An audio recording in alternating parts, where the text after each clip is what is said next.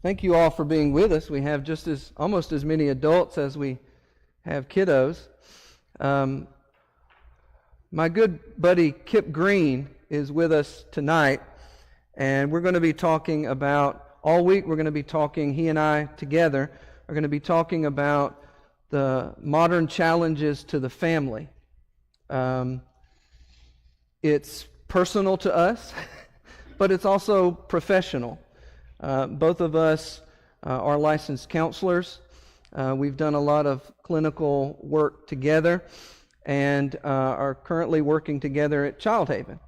I'm the director at Child Haven, and Kip is primarily for support for our house parents because they have a very difficult job working with a house full of teenagers. So we had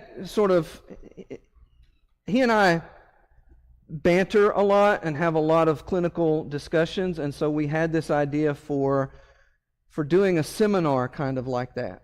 And so the elders at East Walker have graciously allowed for us to use you as guinea pigs in trying that out.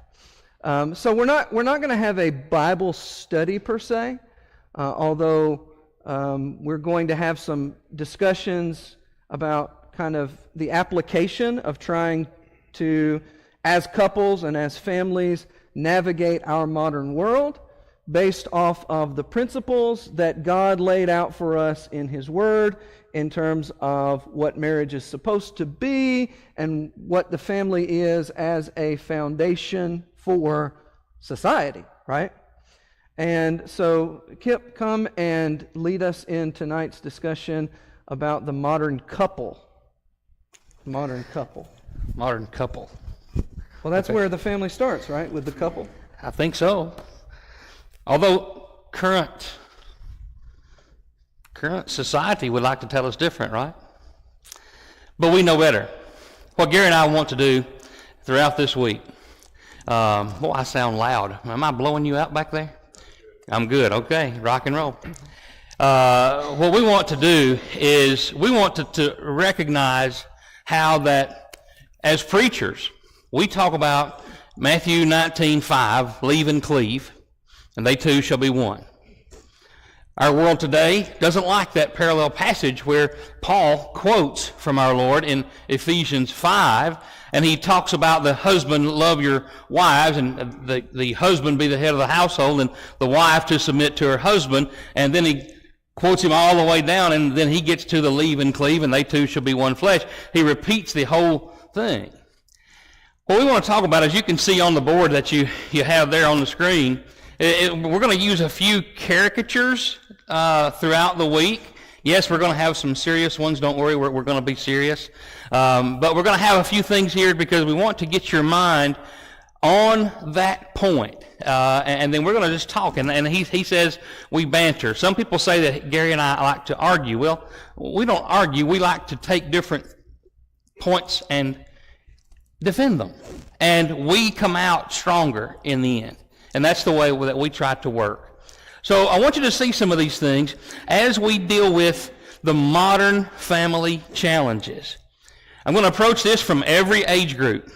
You are going to have to talk back to us to let me know where I've gone off on one end too far or I've gone off to the other age group too far. And bring us back. Keep us where we're working, where it's efficient, okay? So, modern family challenges. Leave and cleave, they two shall be one, and the order that Paul brings out very, very clearly in Ephesians 5 and talking about the family unit. So, here we go. So, our first slide. What y'all smiling about? That's just slide one. You're already smiling real big. Money, right? Money. So if you're taking notes, I want you to be sure you put a big dollar sign by point one, and I'll tell you why when we get there in just a minute. Money. What's the biggest issue with money? My clients that come to me, you all know, some of you all know that I work with about 17 different congregations, and elders send folks to me, couples especially. Money used to be the number one thing. But what has changed? What's the idea of the modern couple? What has happened with the money? What has happened is, all of a sudden now we have two people that are working full-time, bringing home full-time paychecks, right? And so all of a sudden, we have issues with money. Is it my money? Is it your money? Or is it our money? Or is there no money? Okay, there we go. So as we get into this, where are we going to spend it? How are we going to spend it? And then when do I get to be I? And when do I have to be we? And when do we find that common ground? The biggest mistake I'm going to say about this one is not having joint bank accounts. I realize some of you will disagree with me right here and now. The biggest problem going on today is when they have this idea, I'm not even going to worry about where it came from, but talking about when do we have ours? I have my bills, you have your bills, and then you have your extra money, and I have my extra money. How is that leave and cleave and they two become one? There's more than sex when we're talking about they two become one. We're talking about becoming a unit, a family unit as a couple. And so in today's world, that has become more and more prevalent because the world does not want us to follow the model that God has set out for us. The world wants us to follow the model that they would have to say. All right? So, money. What do you say the biggest problem with money is? Now that I've rambled for a few minutes. What's the biggest problem with money? Not having enough. Okay, that's kind of what you said, right? Well, so... Say again? All right, they want more money than they want to do anything for God. Okay. So, I read it's like it takes 85,000. The recommended income for a family of 4 is 85,000. And yet the average income or the median income, or I'm not a numbers person, but is like 40, right? Or so less. It takes 2 people working to still not quite meet what is recommended. The recommended income for a family of 4 to live comfortably. And so our lifestyle is fast-paced, and we're working, and we're gathering, and we're still behind, and we're still in debt, and then we die, okay, having not lived. But that's the lifestyle right. that we have. So with the younger couples going into a life together as they get married. Hunter, how long you been married? 4 months. Is he behaving?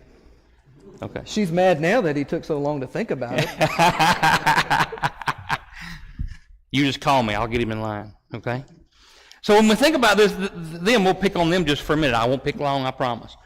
When you think about 4 months going in, is money a consideration? It has to be, right? Y'all did talk about money? Okay. All right. You did make him stop spending? She don't know what to say. She don't know me from Adam, by the way. I've known him since he was wee little. Anyway, as we think about this, and we think about these younger couples facing the issues in front of them, we forget to think about those of us that have been married for 30 years plus. Now tell me about money. Why do I have clients that are 45 to 65 years old, and this is still coming up? Okay, we're not staying within our means, but and then as a couple, there becomes this argumentation, and what you're going to hear from me this whole evening, and probably this whole week, is the claws come out, right? Is that true? When we talk about money, and we're that far in, now some of y'all are that far in, you got this is yes, this is no, your claws come out when you argue. Is that true? All right, now I'm getting some action. Now I'm getting a little bit of nod here. There. Okay, it's the truth. You don't need to deny it. And then we become arguers about the first thing that we settled when we were here in these two young people's shoes. Money. As we think about this and we look at the differences that have changed, we're going to talk about this throughout the whole week, but keep this in mind. There's the dollar sign, okay? All right? We went 2 minutes over on first slide. Okay. I'll tell you, I'm not a number person. Good. All right. What is that? It's a bus. If you're taking notes, the letter I want you to write down is D on RV. All right. I got your number back there. All right. So does the bank. Right back to slide 1. Yeah, there we go. All right. So the letter I want you to write down is D. Because what's wrong with that bus? There's nobody driving it. Now, as couples, as a modern family, tell me when this discussion happens. Yes, ma'am. Her question is what? Who's driving the bus? She winked at me. She's okay. I can pick on her. Tell me about this. All right, those of you that have been married 5 to 20 years, did this discussion come up? This is yes. Forget about no. All right, you better behave. She's coming in. So here we go. We think about who's driving the bus. Why is this a problem? All of a sudden, both want to drive the bus. That's right. Why? No. Hey, can we move her to the front? I think we need to move her somewhere. She's going to get on us. Watch her. Here we go. I think you're right. I think you're absolutely right. I'll pick at you, but there's somebody hasn't been taught along the way. We haven't worked together. We're deciding to get married. We're deciding to join together our lives, and we're leaving out God's instruction. We're leaving out Ephesians 5, the aforementioned. We're not doing it. So when we talk about who's driving, what does that mean? Tell me what that means. If you were to sit down together, you and your spouse, and you talk about who's driving, what's that mean? Oh my! RV man is in control with the with the bank, and he's single with the bank. True, but I hope you don't mind me giving you a hard time. No, I'm no school teacher. Okay, all right, here we go. So what are we going to say to one another? How does this conversation begin? And I'm talking to you that are 25 years in up to 45 years in.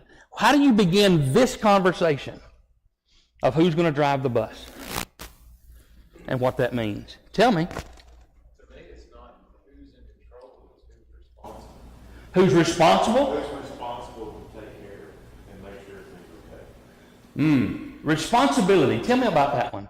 How does that land? I'm with you. You keep going. Don't stop.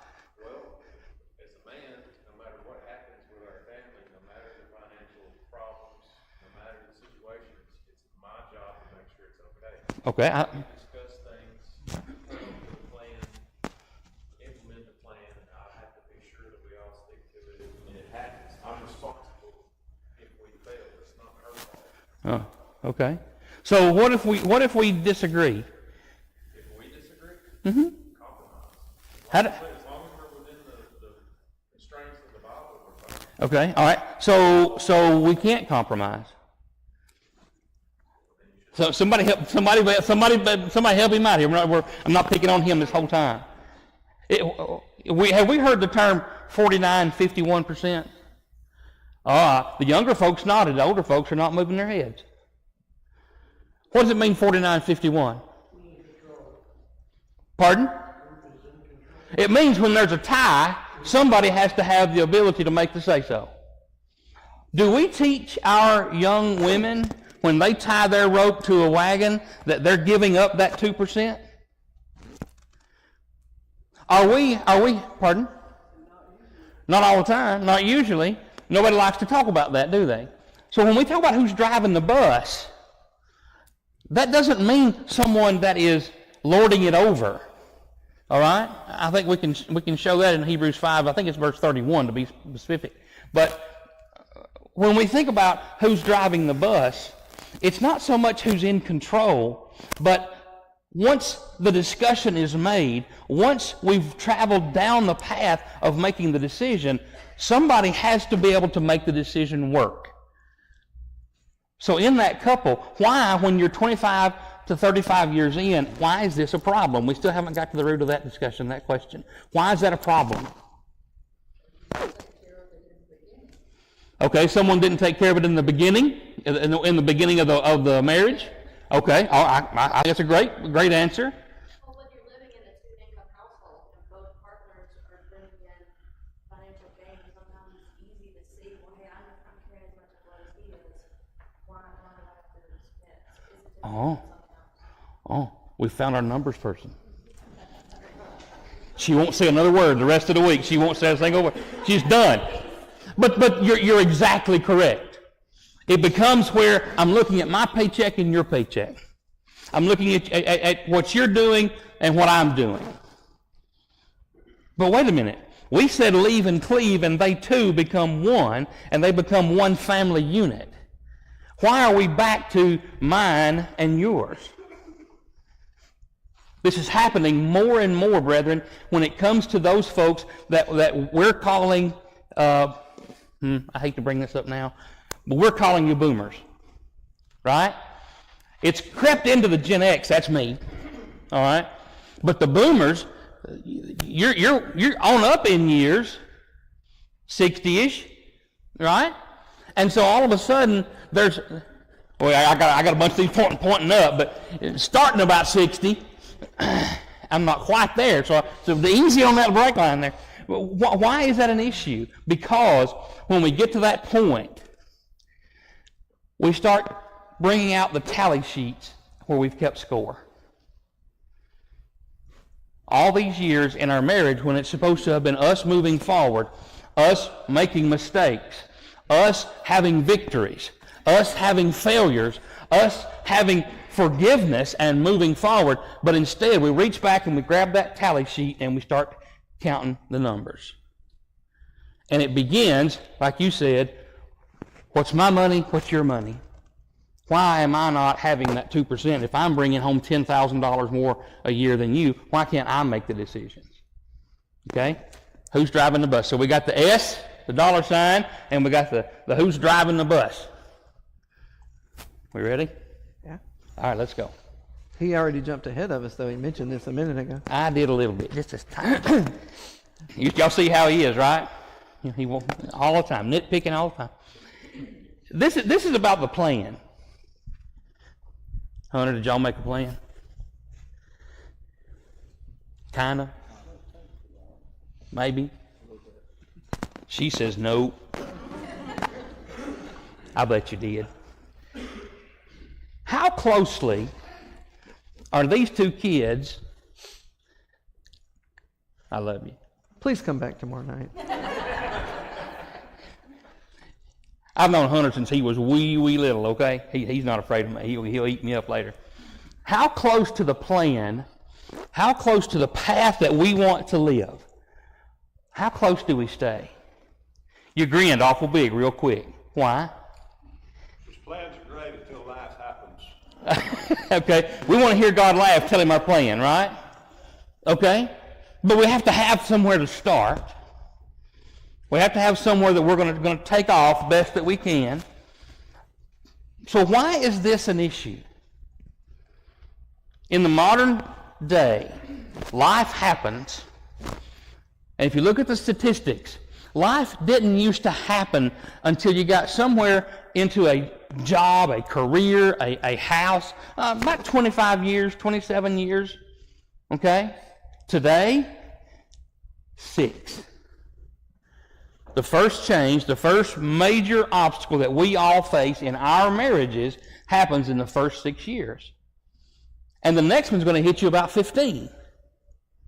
So if we are so rigid in this plan, if it's all we see, what has to give? What has to lose? What has to be destroyed? The marriage. So we have young kids coming in, and they're 6 years in, and that's not the 7-year itch. We ain't got to that point yet. It's not the 7-year itch, which is now 3 years, by the way, no, not 7 no more. But it's not that. It's that we've gotten to the point that we have this plan of what we're going to do, And I cannot change it. I cannot adjust. You've lost your job. That's your fault. I'm still bringing in my paycheck. Go ahead. I'm just going to say, like, that's not what I signed up for. That's not what I signed up for. How many times have we heard that? Right? That's not what I signed up for. Well, it's not what your spouse signed up for either. Life just happens. But it happens more quickly. And here's the catch. What's happened to those of you that are baby boomers and some of us that are Gen X's, what's happened to our retirement funds over the last 5 years? Boy, we got some comments then, didn't we? Okay, we all know what's happened. Do we feel that as a couple? Sure. Does it create, dare I use the word fear? Does it create fear? Because all of a sudden, we've worked our life, we have this plan, we've established this plan, and now it's not the same plan. When we think about Christianity and faith, when we think about how our plan is, our plan should never be affected. Because what's the goal? Thank you, heaven. There's the goal. That should not change. And there's nothing the devil can throw at us unless we allow him to change that. That should be able to change that. All right? Anything I left out? Well, I was just thinking for young Christians, it's easy to fall into this, okay, well, I'm making sure that I marry a Christian, so we both have the goal of heaven, and then just sort of skip the planning phase. Right? Because we both have the same goal. Yeah. But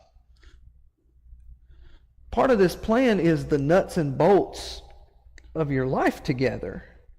Right? That, yes, the foundation needs to be we both have the same end goal, but we need to talk about the path that we're going to walk together on that journey and have that practical nuts and bolts plan of what it means for us to live together. What do you think about that at 20 years in?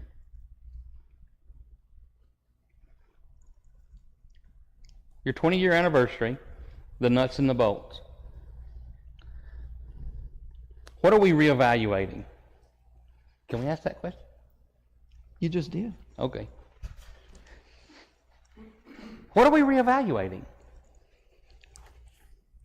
I'm not 20 years in, I'm only 5 years in, but I would imagine a lot because you both are changing as different people throughout your whole life. Okay. You're having to reevaluate everything together. Okay, so everything would include, are we growing as Christians in the congregation we're working in and attending? Are we contributing to the Lord's work where we are, when we work, where we work, how we work? Are we establishing ourselves as faithful Christians to look after our own soul? Are you helping me get my soul to heaven? And if not, I have to identify, now here's where it gets a little rough, I have to identify that problem, and then we have to together join in an assessment. Nobody likes to assess, okay? Especially Christians, for some reason we don't like it. Because an assessment means, where am I today? And then I come back in a year, where am I now? And then I go another year, where am I, where are we? That's what this deals with. That's the nuts and the bolts that he's referring to. Make sense? And it's hard enough to do as an individual. It's hard enough for, as an individual, me to assess and evaluate myself and look back at, okay, who was I at 25? Who was I at 15? How much have I changed in that process? And then someone else is doing the same thing, but all along we have to do it together as well. So what's the frequency of that? How often can you assess and evaluate? There's another big grin. I think it depends on the moments that you're experiencing together and, Okay. Whether it be the emotions or the life events that you're going through. Okay. I think it's extremely important as women to make sure that we're being the helpmates. Okay. All right.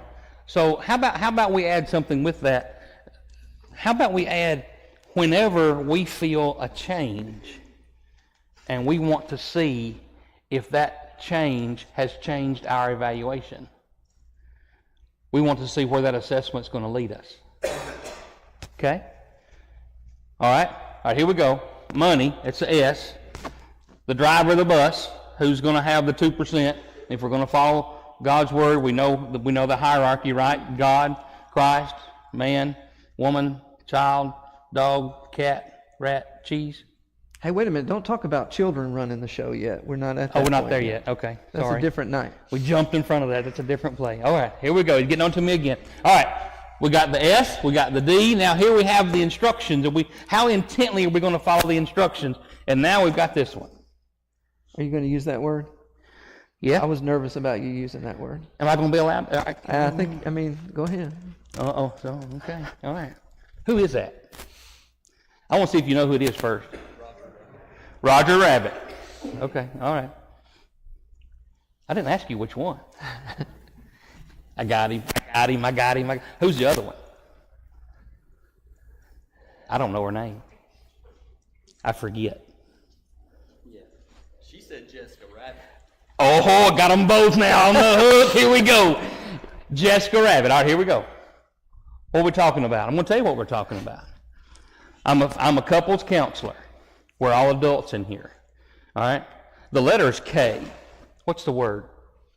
It's not the word you thought he was talking about, was it? I saw some of you. The letter's K. What are we talking about? The level of kink that we're going to bring into our marriage. How kinky are we going to be in our marriage?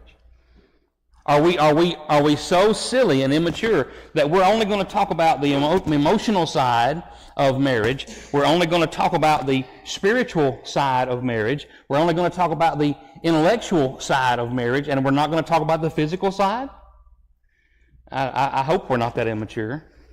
Now that guy on the back row back there, he's grinning awful big. You see him in that yellow shirt back there? Yeah. Beekeeper? Yeah, beekeeper. We're going to get on the beekeeper in a minute. Yeah. Why is this so important that as a preacher, as a counselor, I would bring up this picture in this topic? I can tell you. He's one of our elders, so that might be why he's... Is that why he's wondering if I'm in trouble? How bad? Uh-oh. I won't be back tomorrow. There it is. When we think about it, is there a level of excitement for newlyweds?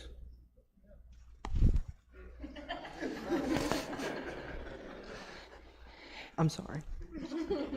Hunter's okay. Don't worry about Hunter. He'll be in the back tomorrow if he shows up at all. Is there a level of excitement after you've been married for 12 years?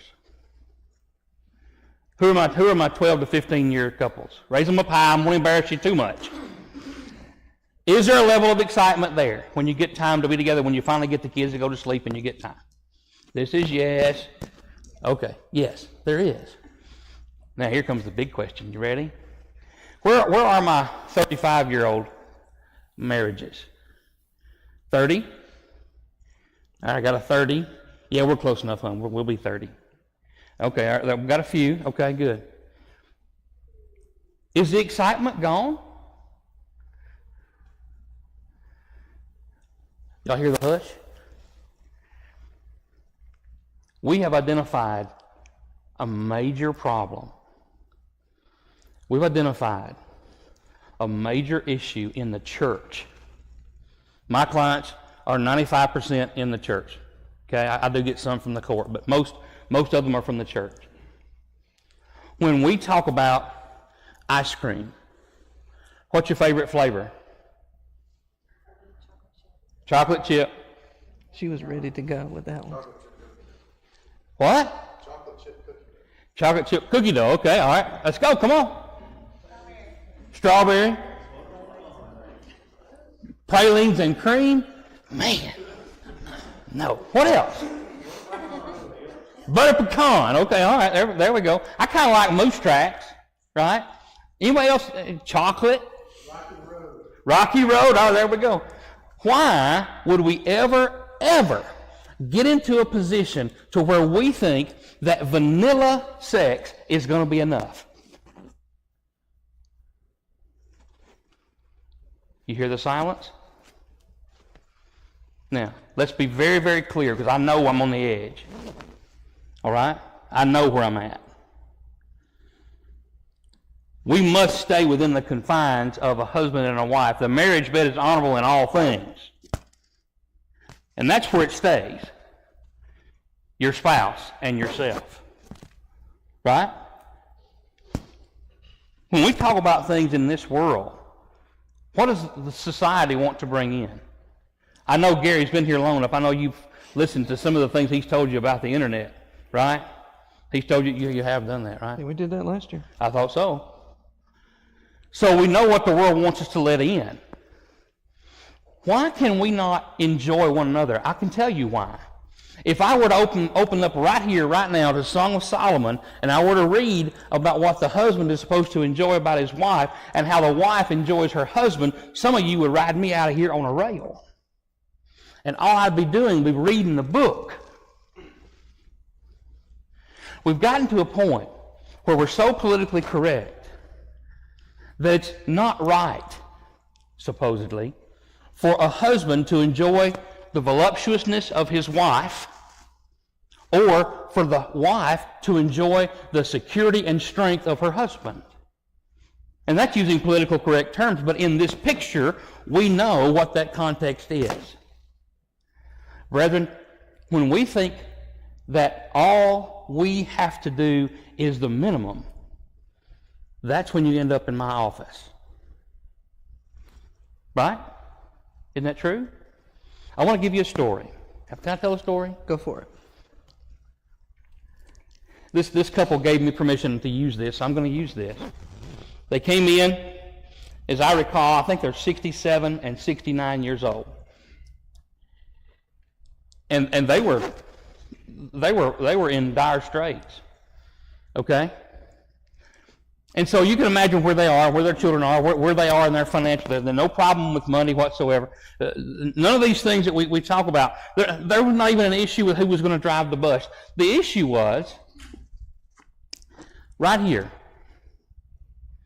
Because there was one thing that they had not discussed from this phase of marriage all the way to whomever has the longest marriage going right now.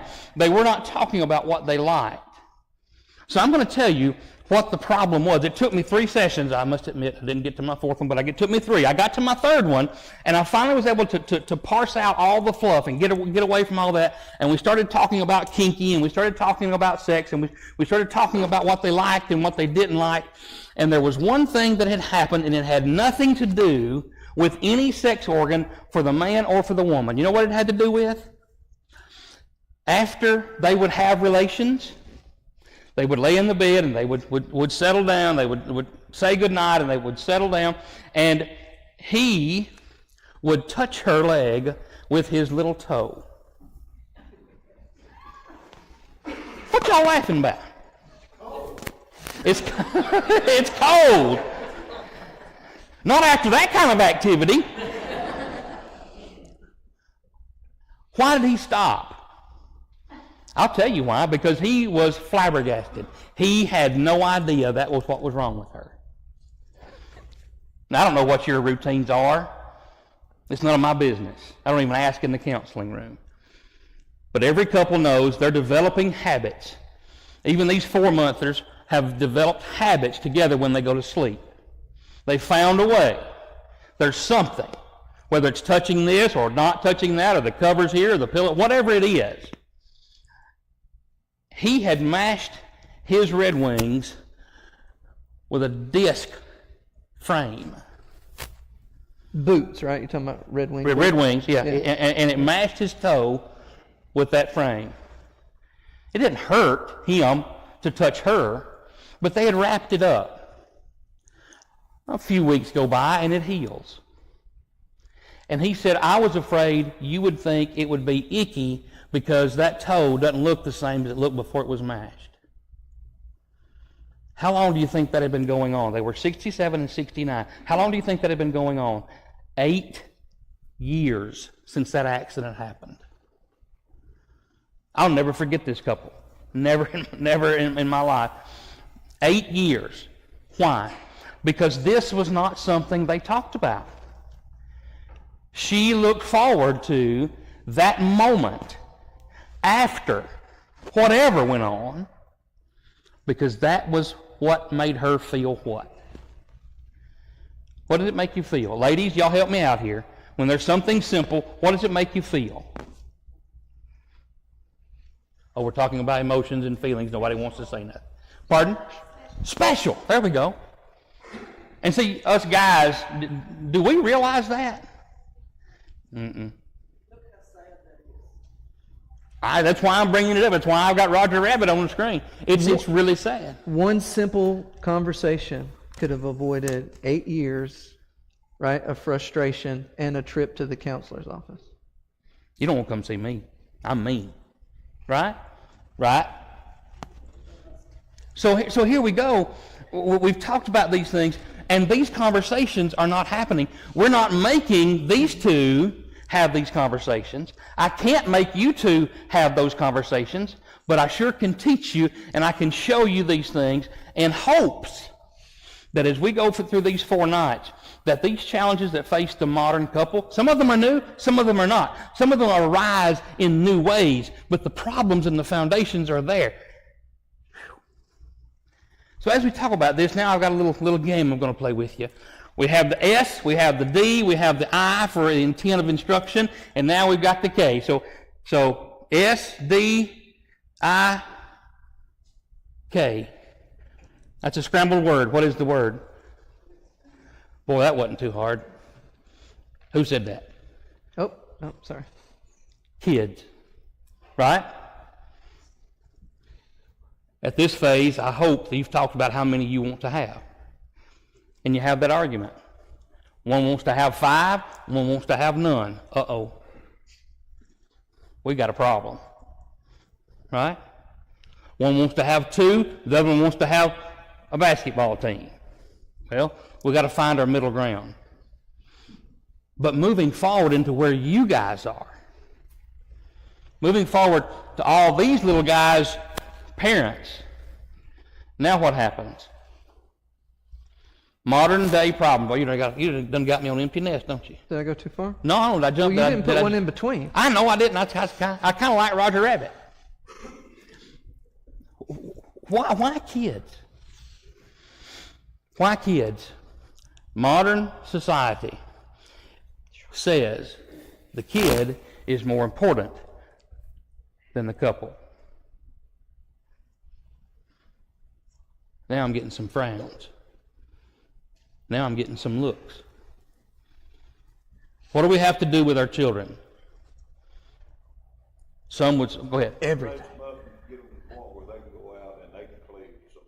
All right, raise them to the point where they're profitable for someone else to get to heaven with, right? If that should be their choice. Raise them up so they're a faithful Christian that can do so. All right, so in the meanwhile, we have to maintain our status as a couple. Number one problem with kids. You ready? Where do they sleep? You sit in the bed with mom and daddy. In their bedrooms. Which one's right? In their own room. In their own room, right? Now, grandparents, I have this thing that I tell my parents. Okay, my kids are 22 and 20. That changes next week. It's scary. So we've kind of gone through this with grandparents. And so the big joke that I used to tell mom and daddy, I still tell them quite honestly, is you're the devil. D-E-B-I-L, you're the devil. Grandparents are the worst, right? Yous are. You are. Why? Because grandparents can spoil them and send them home, but that's not what all they send home. You send home with these young families, these young couples, and you send them home with expectations that you're trying to get into their marriage because of the kids, and you use the kids as your wedge to get in there. Just saying, we've got an issue to see. Now flip it. What is that? Say it good and loud. Empty nest. Can I, before you go there, Oh, okay. how many toddlers and small kids have we seen behavior adjustments, like behavior problems, adjusted and dealt with by helping parents transition those kids to their own beds? Oh, no, I lost count. Like, not just does that improve the quality of the relationship for the couple, because they can get back to having time themselves, but that we have seen, and I don't know all of the explanation for it, but it affects the behavior of the kids because of the boundaries that are drawn Right. in that. Haven't we found that's a self-esteem and self-confidence issue for the child? They begin to self-regulate. You may hear us talk about that over the next few days. Emotional regulation. Say again? Yes and no. Yes. No, you gotta go to bed. Agreed. Yeah, let your yay be yay, your nay be nay, especially as mom or dad. Well, and it does lay out with the ability to set boundaries with other things and in other areas. Yeah. You establish that pattern for them. Now, empty nesters. What's our problem here? Why do I see clients that are empty nesters? Everything revolved around the kids. Okay, everything revolved around the kids. Every decision. Okay. Very good. Very good. What gets lost? Okay, there's some degree of communication, but what's the communication about that gets lost? Okay, keep going. He said the husband and the wife. Keep going. What about between the husband and the wife? You're right. Just keep going. Well, you're constantly worried about your children and what they want, their well-being, instead of worried about your spouse. Okay, so we forget what their needs are. This is yes, this is no. Okay, I'm getting some yeses. Am I getting plenty of yeses? All right. Yeah. Forget about what their needs are. Do you ever ask her? I know. He said he knows. You know how lucky she is? He's that elusive mind reader. Is that what he is? all of them are looking for. Okay, he has that. That is true, ladies. How many of y'all communicate dropping hints? Tracy, you better get your hand up. That's my wife over here. I'll raise mine for my wife. Yeah. Okay. Or just you drop hints, or you have a little bit of signal here and there, and you expect him to understand it. How many of you guys catch every signal she gives? If y'all raise your hand, I'm going to shoot you. It don't happen, does it? Nope. But that's where we are here. Now I'm talking to the Gen Xers. That's me, because most of us are in that empty nest. Some of us are even well beyond it. But we've forgotten our spouse's needs, his or hers. We've forgotten, quite frankly, his or her identity. Because guess what? Now that the kids are gone, what's being redefined? Their whole existence, especially their relationship. So when we think about this, I know we use the picture with folks that have gray hair. I got a little bit here and this is gone, but I'm not quite gray there yet. But we think about this in terms of those that are 60 and 70 years old. But in actuality, brethren, it's the 40 to 50-year-olds that are hitting this phase, and it's tearing families apart.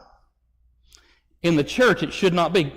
Well, and I don't think it's necessarily that you're putting your kids before you or before your marriage, but that you have a common goal in your kids. And then when you're out of, you don't have the kids, there's no common goal. I got him on a limb. Should I cut it off or not? Go for it. Oh, he said I can get you. Watch him, he ain't scared. And as we think about that, if they become the only goal, what does the empty nest reveal? Pardon?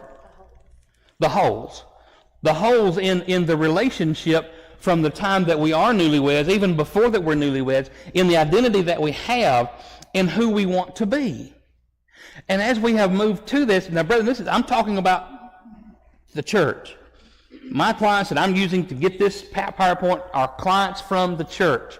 And most of them are deacons, Bible school teachers, song leaders, even some elders. And the problems that we have as brethren, we fit a profile. Can I use that word? We fit a profile, whether we like it or not, and it's across the board. These are problems that we run away from. So what am I saying? If you're a newlywed or if you've been married for 50 years, ask. It's that simple. The solution to this problem is ask. If you've waited until you're empty nesters, it's okay. Ask. What do you need? How many times does that man that I told you about a minute ago that dropped the disc frame on his Red Wings, how many times would he wish he would have asked her what she wanted? For 8 years. All of that distance that they then had to work to close. I'm proud to report that they are doing well. He's an elder. They're doing fine, and they're back together. Their personal life, they report to me, is better than it ever was because they've learned to ask. How can I be for you? Like how I worked that in, wasn't that smooth, wasn't it? Yeah. How can I be for you right now? What do you need? Now I know we've been arguing, we've been fighting. You won't let me go buy my gun. You won't let me go buy ammunition. You said no. I can't put wheels on the truck. Whatever. So I ain't gonna let you have that dress. I'm gonna stop you from buying that fancy. What's that stuff you put on your eyes? Eyeliner, whatever. You see what I'm saying? I'm being silly now. Ask. Ask what we need. All right. And if you're asked, tell. Oh. You mean I have to be honest? You mean I have to be honest? It'd be helpful. Oh. I'll tell you what I say to my But clients. why wouldn't you? Why, if you asked, would I not tell? I don't know. Ask them. Why would you not tell? Frustrated, thinking they should already know. Oh, we should have already caught. You should have already got the hint. We should have got it all. We should have known it all. We should have figured it out. And we didn't. Maybe, if I tell you, then you'll give me what I want. And good for the goose, good for the gander. I got a payback, right? You don't ask because you don't want the answer. Oh, okay. We don't ask because we don't care enough to want the answer. We don't want the answer. Now we're getting to the heart of the matter. I won't answer you because you're going to laugh at me. I'm going to be ashamed that I want you to touch me with your little toe. Hey, we're just getting started.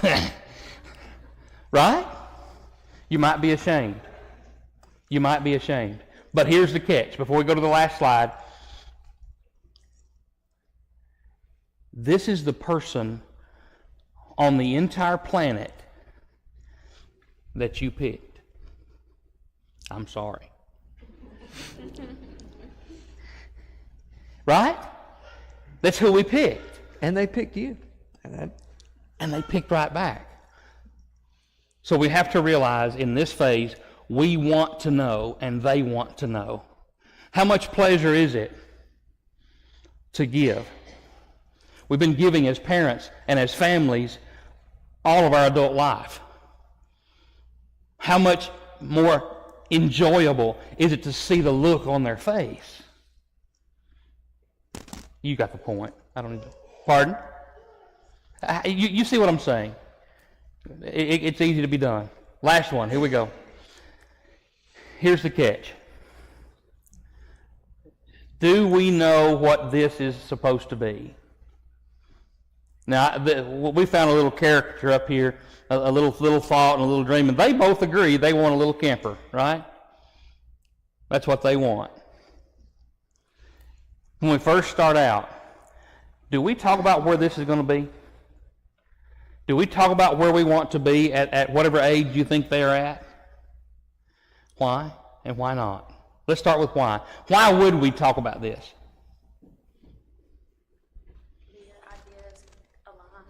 Okay, we need to get ourselves aligned. Because we may not be perfectly on the same line, but if we talk about it, we can work to find where that Okay. Why would we not? This will shock you. I'm going to be very direct here.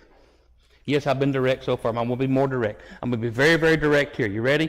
We don't do this at the beginning because we're going in the front door and we know when we get here, we're going to find the back door. I'm going to invest in you enough to get what I want from marriage until my kids are grown and everything is okay, and then I'm done with you. I'm going to be a selfish person. I'm going to take care of me.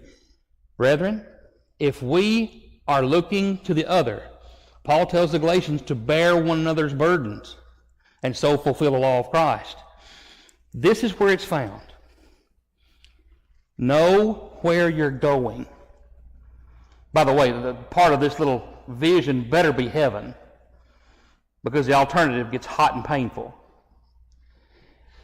But in this life, so that we can grow together, this has to be how we are going to mature in Christ, what we're going to accomplish together in Christ, and how we're going to stay active and grow and be a blessing to all the congregation that we attend with on a weekly basis, and also on all of those that we come in contact with.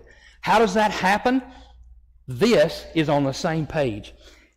If you show me somebody that's cantankerous and ornery and argumentative, they are somewhere here that they didn't want to be.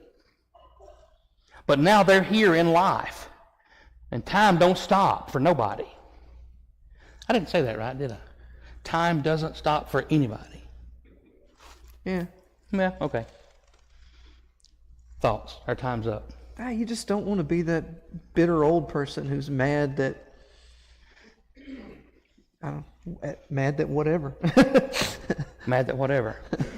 All right. Thoughts or comments? We got 2.5 minutes, right? Or am I over 2 minutes? Go. So we've talked about like once you're newlywed to close to death stage, so like. You said that, brother, not me. Don't kill me, y'all. Kill him. Go ahead, brother. But I said, what does the couple before the marriage need to look like to know? Like, and I mean, I may just need to experience it to know because I'm only 19 years old. But like, how should you look at somebody else? I guess is what I'm saying. Like, how should the couple be before marriage to know? Like, what are some red flags or something like that? I guess you could say. Brother, if you use these same letters, okay, don't worry about the empty nest and don't worry about this as much, okay? You use those same letters. Use KIDS, and you'll see it. Will it be different? That's the point, okay? It's different for Hunter right now than it is for me right now, almost 30 years in. It's different. It's different when you start, but the principles and the guidelines are exactly the same. What I've just shared with you is the same framework that I use to do premarital counseling. Now, we talk about different levels, okay? But it's the same principle. It's the same letters because it opens discussion. All right? Anybody else got time for one more? All right, I think we're good. Off to a good start. So tomorrow night we're going to have a discussion about family dynamics surrounding addiction. Ooh. Yeah. So that'll be fun. thank you for your participation. The kids should be in here in just a moment.